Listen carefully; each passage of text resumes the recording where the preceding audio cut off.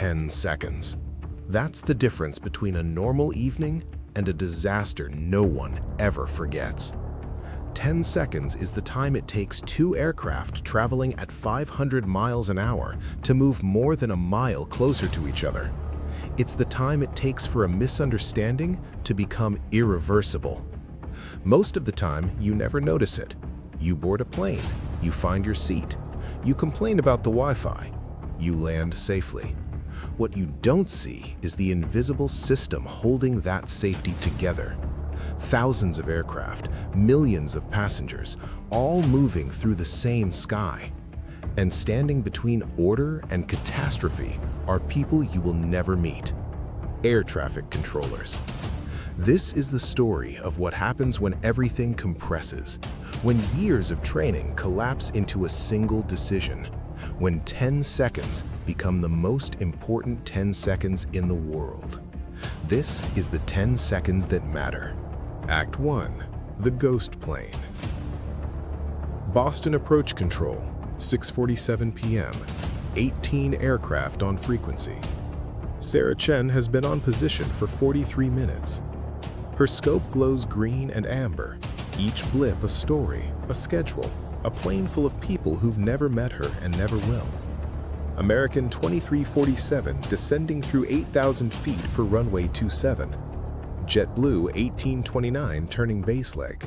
United 508 requesting lower. The rhythm is almost meditative when you're in flow state. Call sign, altitude, heading. Like conducting an orchestra where every instrument weighs 80 tons and travels at 250 knots.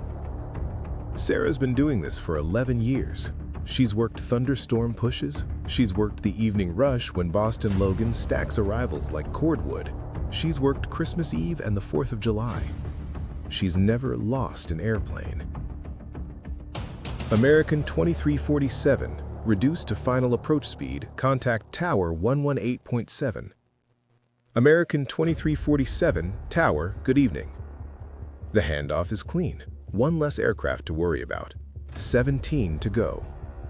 Then her scope does something it's never done before. Delta 1576 simply disappears. Not slowly, not with warnings. One sweep of the radar, the target is there. Tail number DAL 1576, Boeing 737, 11,000 feet, 280 knots. Next sweep, it's gone. Sarah's eyes snap to the flight strip. Still there. The plane exists. The plane is real.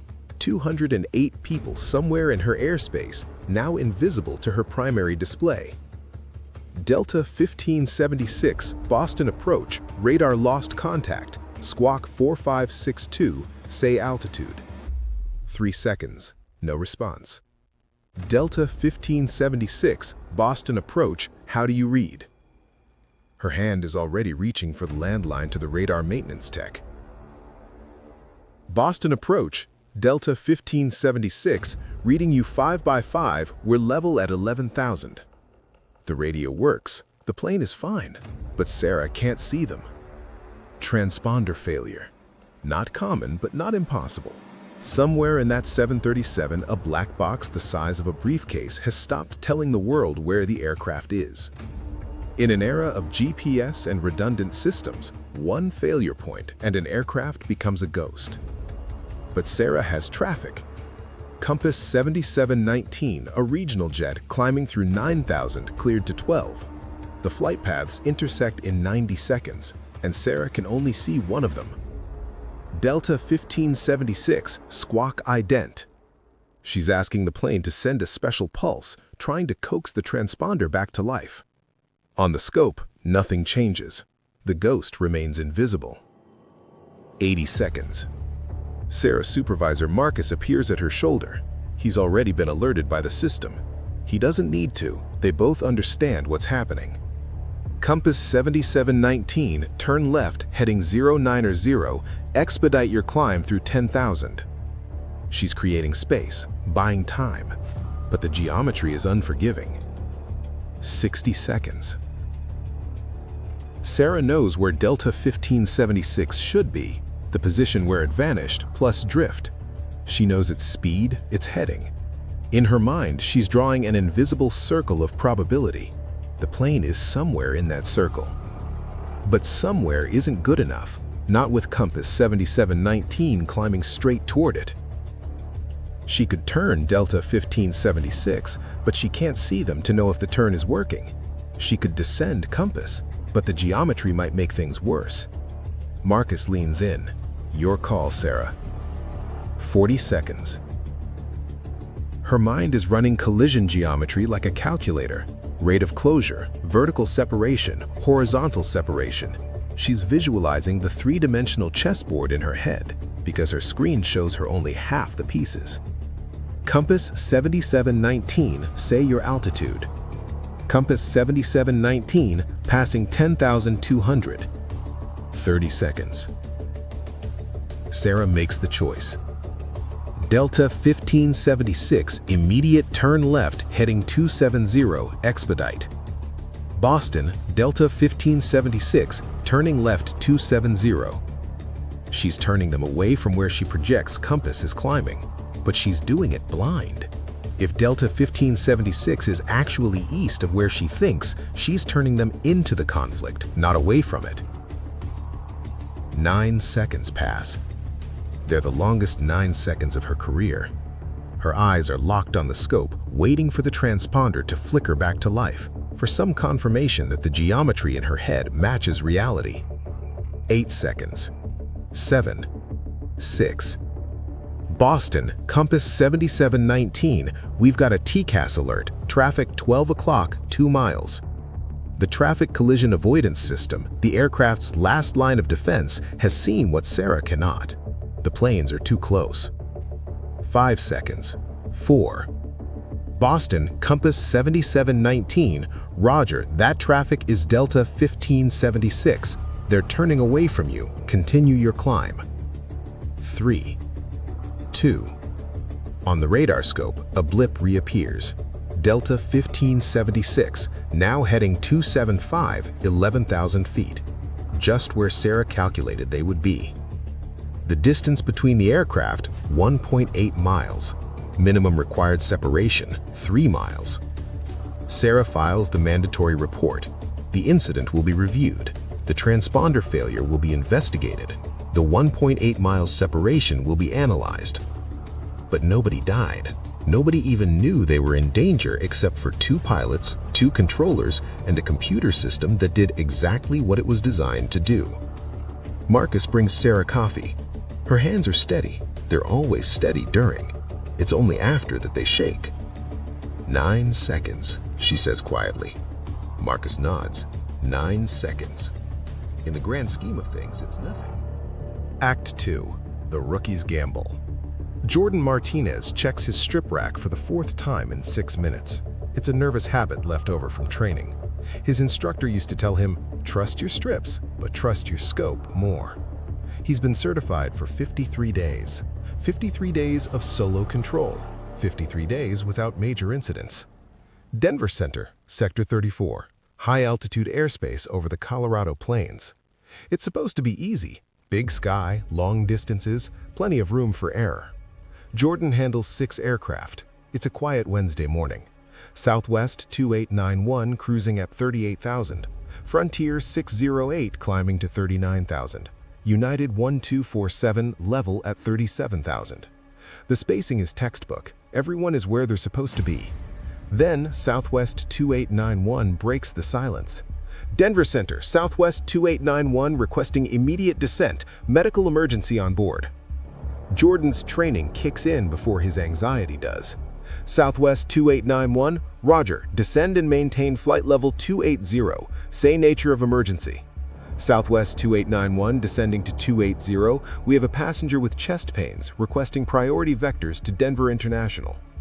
Chest pains, heart attack, every second matters.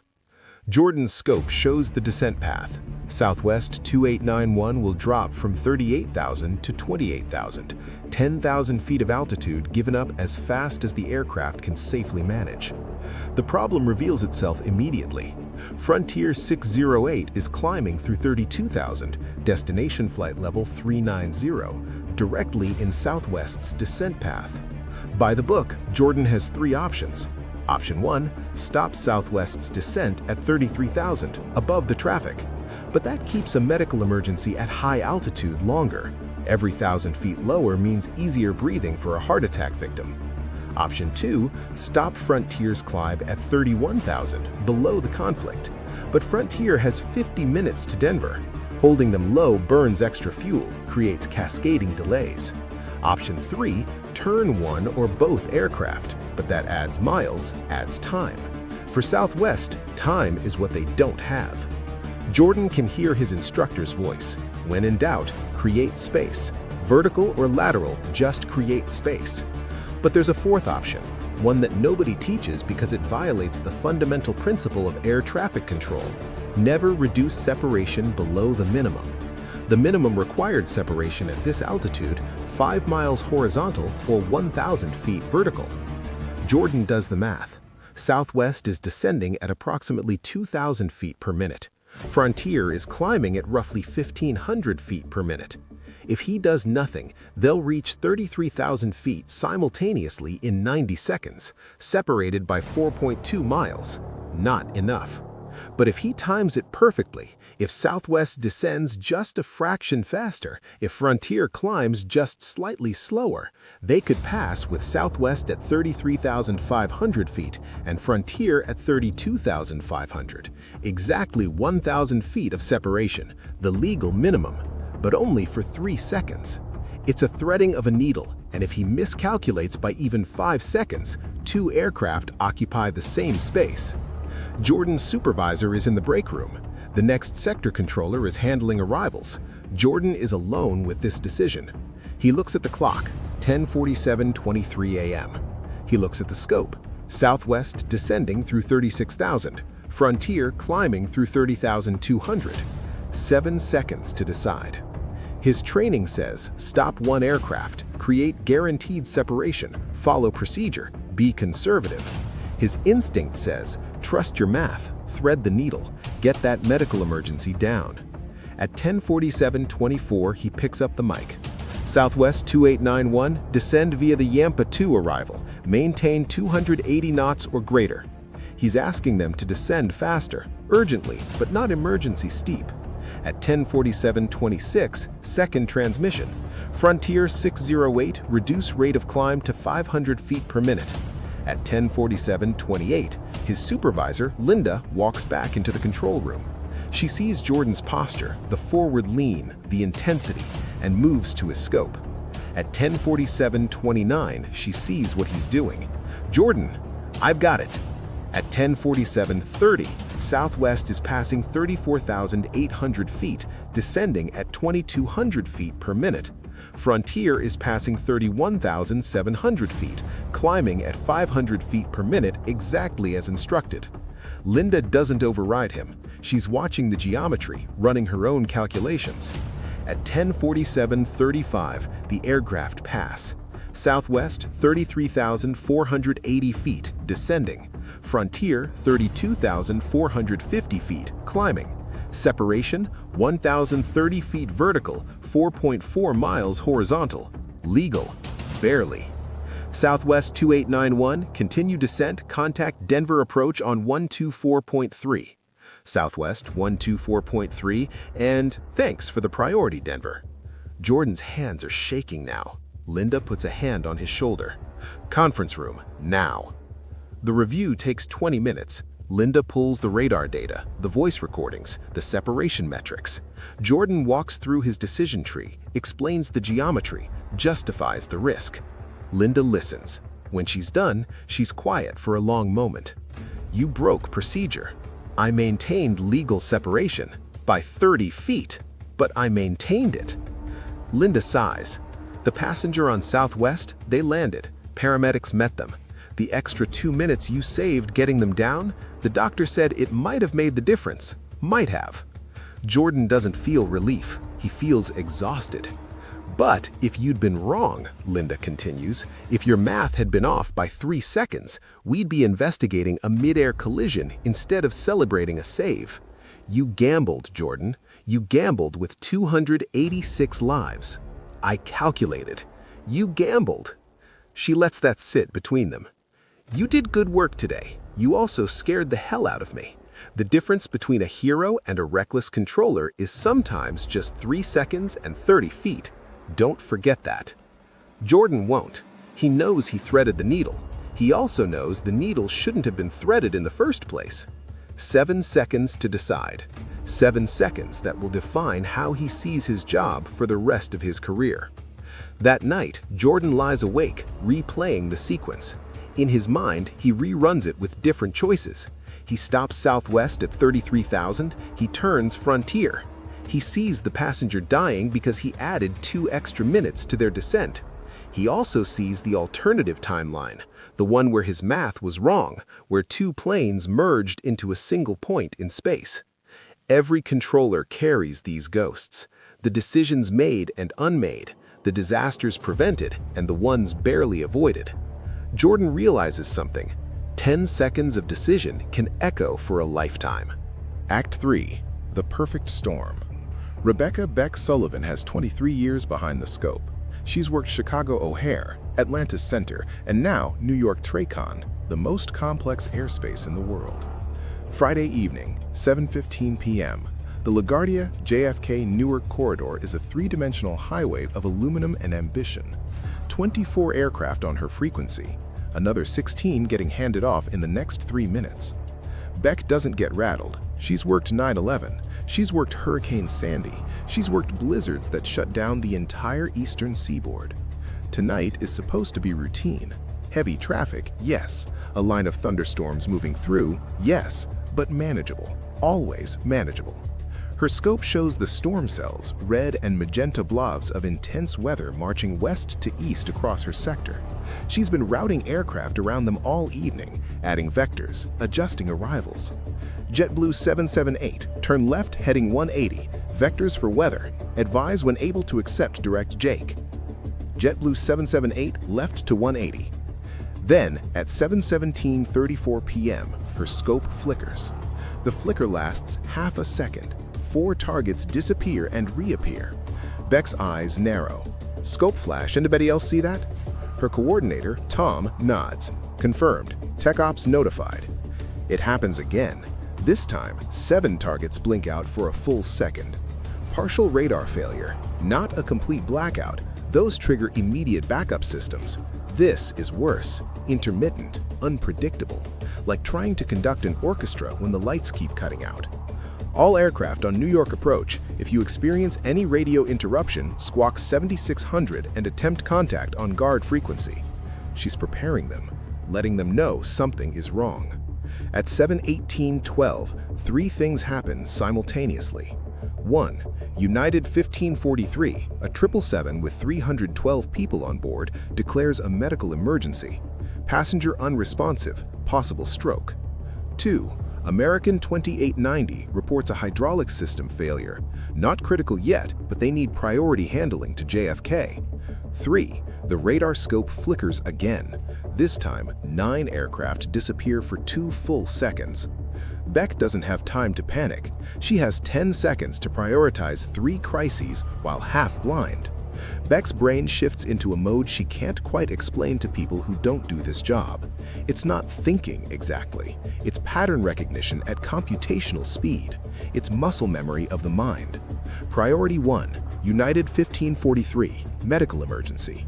They're currently level at 24,000 feet, 40 miles from JFK. They need descent and vectors now. Priority 2, American 2890, hydraulic failure. They're stable for now, but need clear airspace ahead, no sudden turns, minimal delay. Priority 3, the radar system. Intermittent loss of targets means she's making decisions based on incomplete data. And threading through all of this, 21 other aircraft who still need instructions, guidance, and separation. United 1543, descend and maintain 1000, vectors to JFK runway 31L, you're cleared for the ILS approach. But the scope flickers again. She loses United 1543's target for 3 seconds. When it comes back, they're not where she expected. At 7:19:45, Beck sees the geometry collapse. United 1543, descending through 18,000 feet, is converging with JetBlue 411, level at 16,000. Normally, she'd have them separated by 5 miles, but the radar interruptions have created uncertainty. She's not sure if her data is delayed by 3 seconds or 6. 3 seconds of delay equals 1 mile of position error at these speeds. She's making decisions based on where she thinks they are, not where she knows they are. JetBlue 411, turn right heading 270, expedite. But as she says it, the scope flickers. JetBlue's target vanishes. 5 seconds. She's blind. American 2890 calls in. New York approach, American 2890. Our number 2 hydraulic system is showing 0. We're requesting immediate vectors to JFK. Now it's urgent. Hydraulic failures can cascade. She needs to get them on the ground. But she has United 1543 descending, JetBlue 411 somewhere in a turn, and 15 other aircraft stacked above and below them. 3 seconds. Still blind. Tom, her coordinator, is on the landline with TechOps. They're rebooting the secondary processing system. 30 seconds to full restoration. 30 seconds. An eternity. 2 seconds. The scope restores. Every target blooms back into existence. Beck's eyes scan in microseconds. United 1543, 16,800 feet, descending. JetBlue 411, turning through heading 250, level at 16,000. Distance between them, 2.7 miles, below minimum, but not colliding. Beck makes 3 decisions in 10 seconds. United 1543, turn right heading 080, maintain 16,000 until further advised. She stops their descent, freezes them vertically. American 2890, descend and maintain 8,000, cleared the wrecked JFK, you have priority handling. She drops them below the conflict, gives them the runway. JetBlue 411, continue right turn heading 330, climb and maintain 18,000. She pivots them away and up, creating 3-dimensional separation. The geometry resolves. 3 aircraft, 3 different altitudes, 3 different headings. The radar system stabilizes at 721.18. Full functionality restored. United 1543 lands at JFK 12 minutes later. The passenger survives the stroke. The extra minutes Beck saved with the immediate descent, the neurologist later says, limited the brain damage significantly. American 2890 lands safely with backup hydraulic systems. The maintenance crew find a severed line. If they'd stayed airborne another 20 minutes, it might have been a different story. JetBlue 411 never knows how close they came. They land on time, passengers complaining about the usual turbulence and delays. Beck hands off her position at 8 p.m. She's been on scope for 90 minutes. It feels like 6 hours. Tom brings her coffee in the break room. 10 seconds, he says. That's all you had. Beck nods. 10 seconds where everything mattered. The thing is, Tom continues, nobody will ever know. United 1543 will write a thank you note. American 2890 will file a report. JetBlue 411 won't even remember tonight. And the passengers, all of them, will complain about the Wi-Fi and the snack service and the gate delays. That's the job, Beck says. And it is. The invisible work, the crises prevented, the disasters that never happened because someone made the right call in 10 seconds. Beck has prevented 17 disasters in her career that nobody except her and a handful of controllers know about.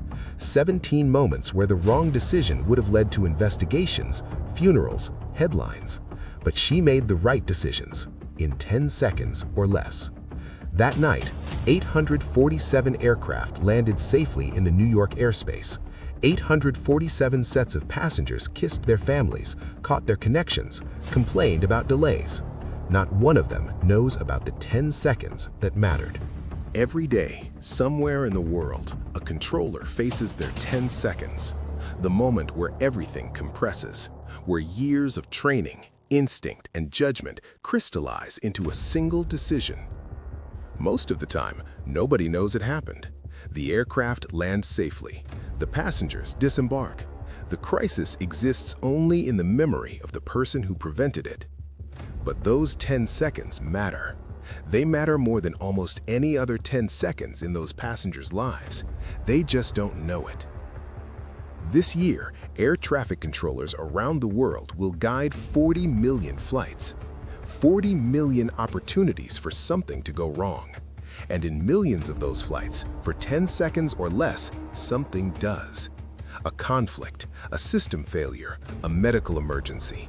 A moment where the margin between routine and catastrophe becomes paper thin.